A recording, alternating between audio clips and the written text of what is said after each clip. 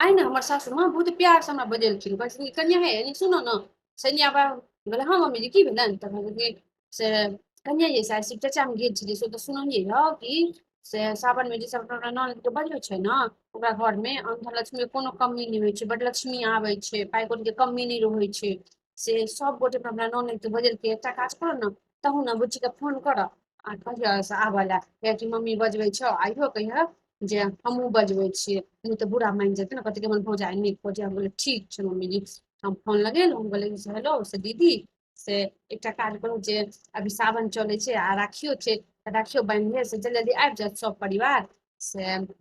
सुनलियै हे जे अन्धन लक्ष्मीके से मम्मी नहि होइ छै ननद अबै छै तऽ कहै छै ई बात कैला कहै छै हमरो साउस कहै छै ई बात कैला कहै छै सीधा बजाउ ने। हम कहलियै से हाँ वएह कहलियै ने जे आबऽ ले हिनका आ मम्मियो कहै छै ने हमहूँ कहै छियनि। हमहूँ सोचलियै ई नहि बुझै देलियै खाली मम्मिए कहै छै जे हमहूँ सोचलियै जे हाँ अबितथिन तऽ नीक होइतै। से ठीक छै फौआ से रखै छियनि फोन। मम्मीजी सुनि लेलखिन तऽ कहै छै केकरा फोन केलियै हम तऽ कहलियै अपना बेटीके फोन करै लए अहाँ फौआके किया फोन केलियै हमरा ननदके कहलकै मम्मी जी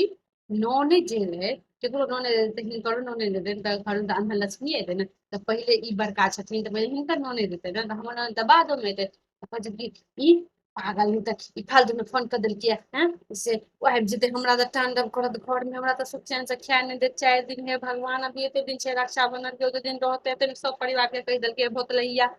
कहलियै मम्मी जी देखी इहे कहने छलकै तब ने